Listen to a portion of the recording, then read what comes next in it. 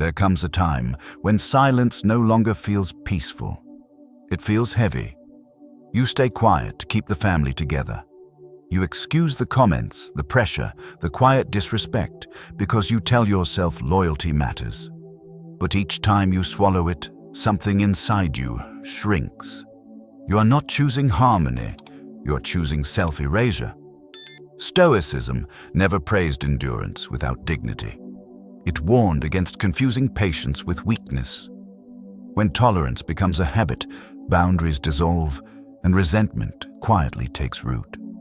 That is the moment clarity arrives. Peace without boundaries is not peace at all. Loyalty without self-respect is self-betrayal.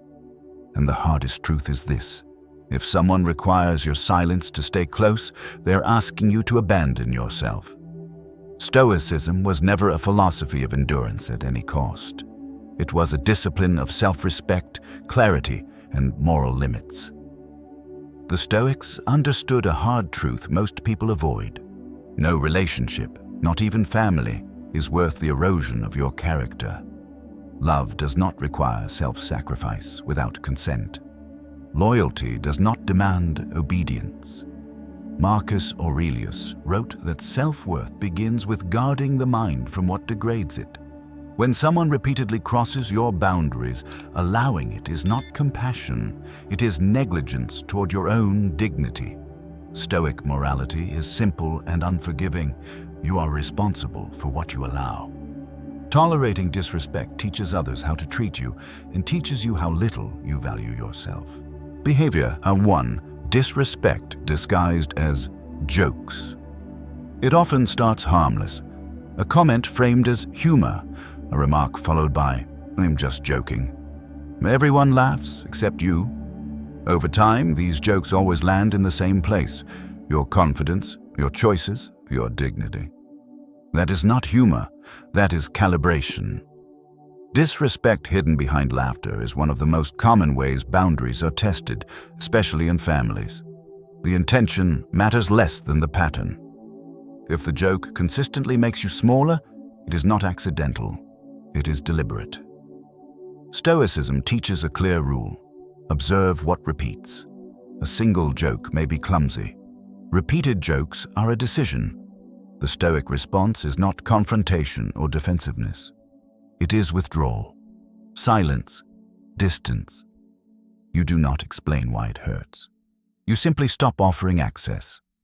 Because when disrespect becomes routine, tolerance becomes self-betrayal. Behavior 2. Guilt and obligation used as control. This behavior sounds caring on the surface, but it tightens like a leash. You are reminded of sacrifices, of everything they've done for you, of how much you owe. The message is subtle but constant. Saying no makes you ungrateful. Having boundaries makes you selfish. In families, guilt is often mistaken for love, but love does not require emotional debt. Obligation is not connection, it is control disguised as virtue. When someone uses guilt to override your decisions, they are not asking for understanding, they are demanding compliance.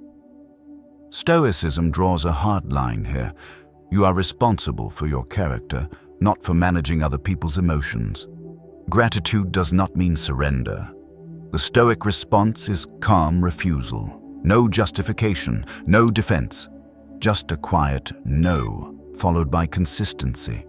Because when guilt dictates your choices, your life no longer belongs to you. Behavior 3. Boundaries that are ignored without accountability. This behavior reveals itself the moment you finally draw a line. You state a boundary calmly, clearly, without anger, and it is immediately tested. Dismissed. Stepped over. When you object, you're told you're overreacting, or sensitive, or difficult. What matters most is not the violation itself, but what follows. There is no ownership, no adjustment, only excuses, justifications, or silence, until it happens again. That is not a misunderstanding, that is entitlement. Stoicism teaches a rule that cuts through the confusion. Words mean nothing without change. A boundary that must be repeatedly defended is already being disrespected. The Stoic response is not escalation. It is a consequence. Less access, more distance, calm enforcement without explanation. Because a boundary without accountability is not a boundary at all. It is a request, and requests can be ignored. Behavior. 4. Constant invalidation of your choices. This behavior is quieter but deeply corrosive.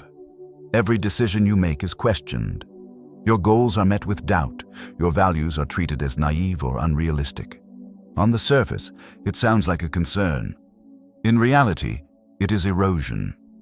Over time, this constant second-guessing trains you to hesitate, to explain yourself, to seek approval before acting. That is the real damage. Not disagreement, but the slow dismantling of your confidence. Stoicism teaches that a person who respects you does not need to agree with you to support you. Support does not belittle. It does not mock your direction. It does not plant uncertainty where discipline should grow. The Stoic response is internal alignment. You stop defending your path. You stop debating your worth. You move forward quietly. Because people who benefit from your self-doubt will never encourage your independence. Behavior. 5. Betrayal of trust without remorse. This is the line that ends all debate. Trust is not an emotion, it is an agreement.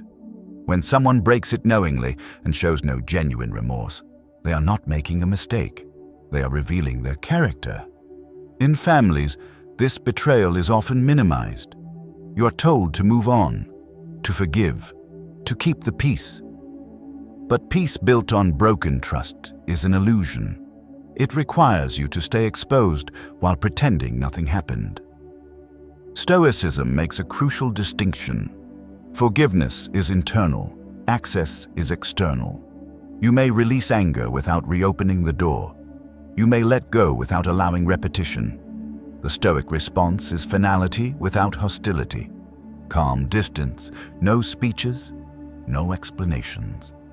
Because once trust is violated without accountability, continuing the relationship is not loyalty. It is consent to be harmed again. Stoic masculinity frame. Identity pressure. A Stoic man is not defined by how much he tolerates, but by what he refuses to allow. Weak men stay where they are, disrespected because they fear conflict, guilt, or loneliness. They confuse endurance with strength. Strong men do not. A Stoic man understands that boundaries are not threats. They are standards. He does not argue for respect. He demonstrates it through calm withdrawal. No anger, no speeches, no need to be understood. He knows that masculinity is not loud dominance, but controlled presence. The discipline to walk away without resentment. The courage to disappoint others rather than betray himself.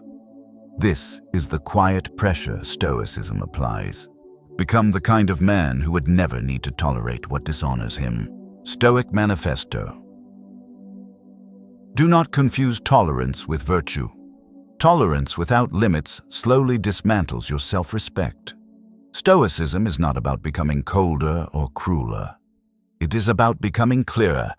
Clear about what you allow, clear about what you walk away from, clear about who gets access to your life. You do not need to hate anyone. You do not need to argue your boundaries, and you do not need permission to protect your peace. The moment you stop explaining yourself to those who repeatedly cross the line, you reclaim control. Peace is not maintained by endurance. It is maintained by discipline, by choosing self-mastery over attachment, by valuing character over history. Walk away calmly, without resentment, without noise. Because the strongest position is not staying and suffering, it is leaving with your dignity intact.